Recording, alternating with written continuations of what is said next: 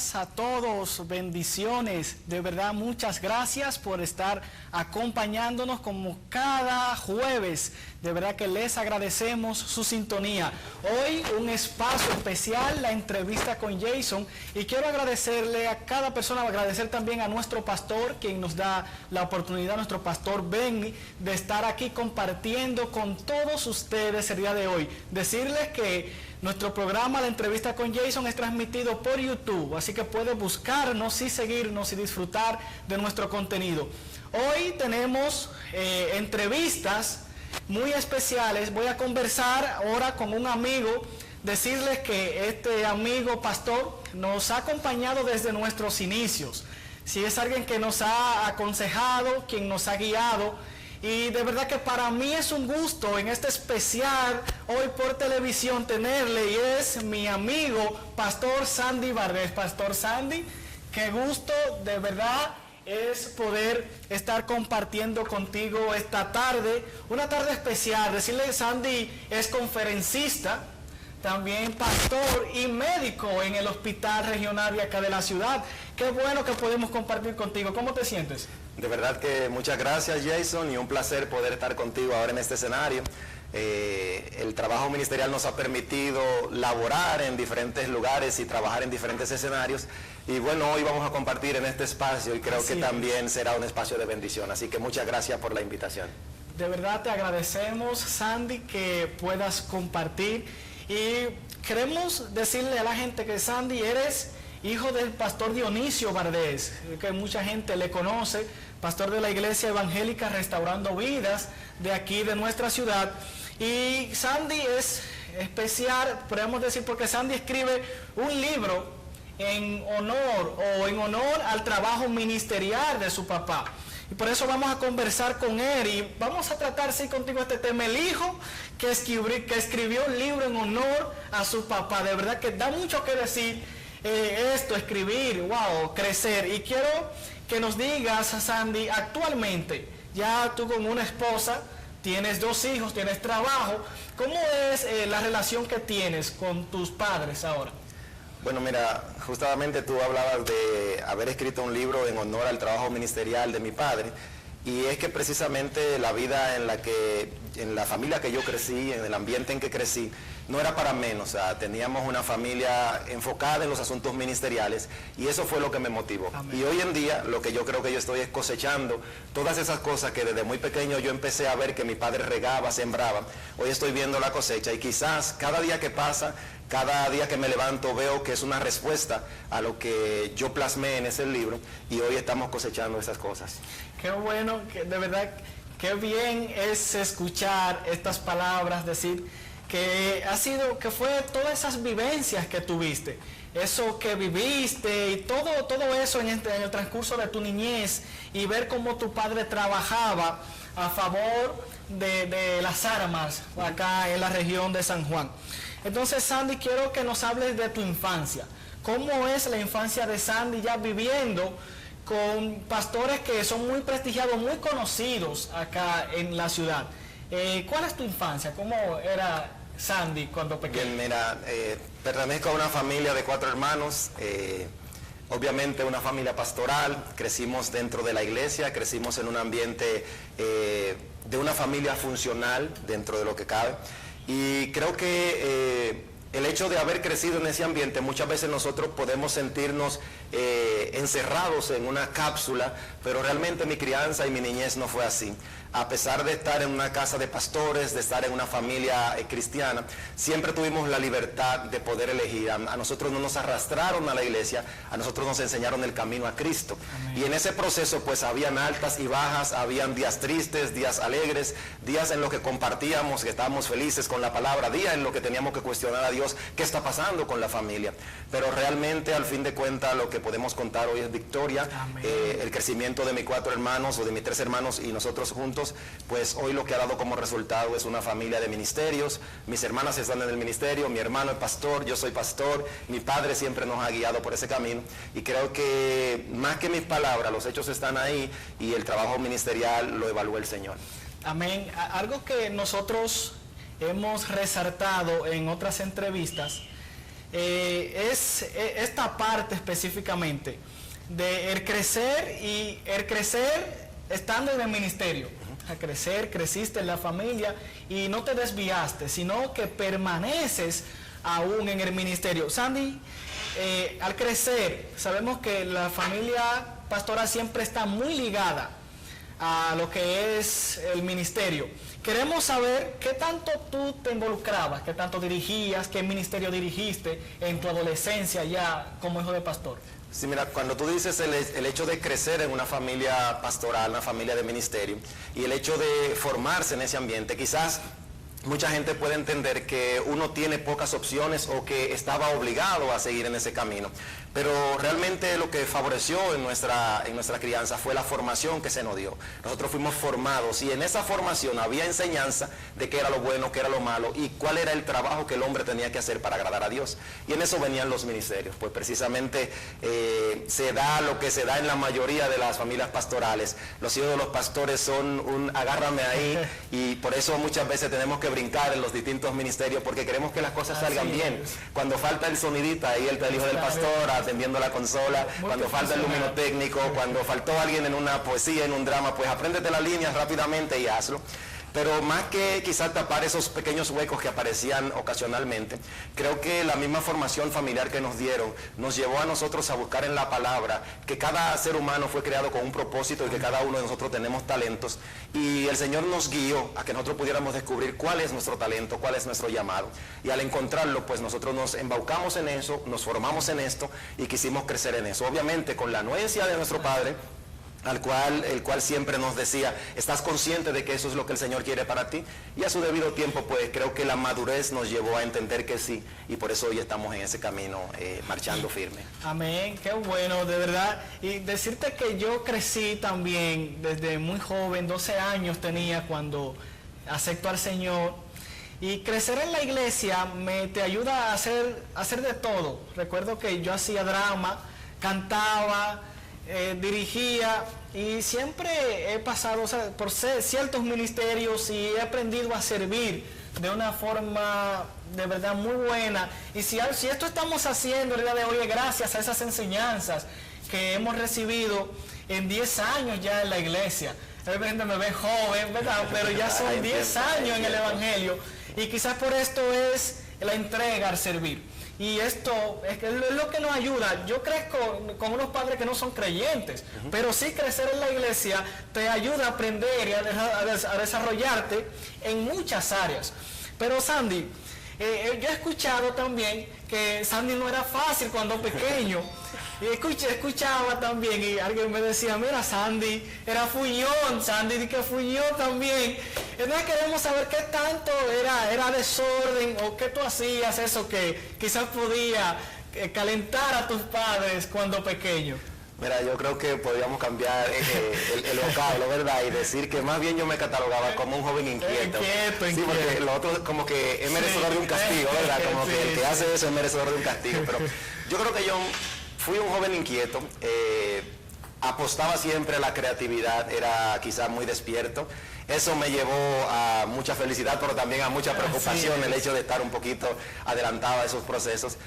Como te dije, crecí en una familia grande, aparte de que tenía 3 hermanos, los primos vivían cerca, entonces estaba rodeado, había un ambiente infantil bien amplio, y en ese tiempo pues no existían todos estos dispositivos electrónicos que los niños de hoy pues tienen acceso. Antes había que crear a veces sus propios juguetes para poder jugar.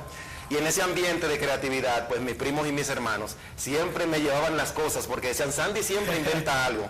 Entonces todo lo que ellos encontraban, decían, llévenselo a Sandy y él iba a inventar algo y yo terminaba con una nave espacial, con un carro, con algo yo creaba. Y quizás eso me despertó en mí ese ambiente de la creatividad. Y hasta el día de hoy yo creo que estoy creando para el Señor. Así es. Decirle, Sandy es alguien que los jóvenes aman verle predicar. Y te he visto involucrado en muchas actividades juveniles, creo que casi en la mayoría estás involucrado, conoces a muchos jóvenes y eso es bueno. Quiere decir que estás dando por gracia lo que has recibido en el seno familiar de una familia de pastores. Pero ya hemos conocido acerca de Sandy, en relación con sus padres, su vivencia, su infancia, y hemos llegado a este punto y queremos saber, Sandy, ahora, luego de conocer tu infancia, ¿cuándo llega ese momento en el que tú dices, bueno, déjame cómo empezar a escribir? Y empezaste quizás como Moisés, a escribir pequeñas cosas que él consideraba importantes y a plasmarlo, y luego ya venir con el lanzamiento del libro hace unos años. Bueno, mira, yo desde muy pequeño también escribía mucho. Quizás de lo que pude publicar en ese libro, quizás hay un 80% de escritura que no forma parte de ese contexto, que no forma parte de ese libro. Pero desde muy pequeño empecé a escribir, me preocupaba por dejar memoria de las cosas que pasaban y que tenían significado para mí. No era que tenía un diario, pero sí marcaba las cosas importantes para mí.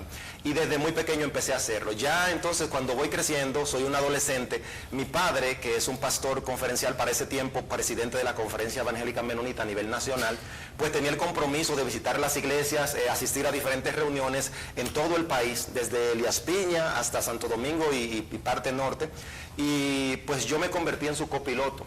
Y cada viaje que hacíamos era una experiencia donde yo veía que a mi padre lo recibían con tanto afecto, y eso me llamaba la atención. Yo decía, ¿por qué a mi padre lo quieren tanto?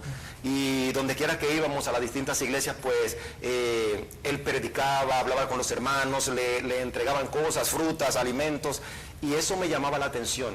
Y yo empecé a observar a mi padre, y esas cosas que yo observaba de mi padre, pues yo la plasmaba. Yo veía a un padre en la casa obrando como cabeza de la familia, pero también veía a un pastor, un líder conferencial, trabajando en favor de la gente. Y pude notar que no había diferencia entre el pastor y el padre, el esposo.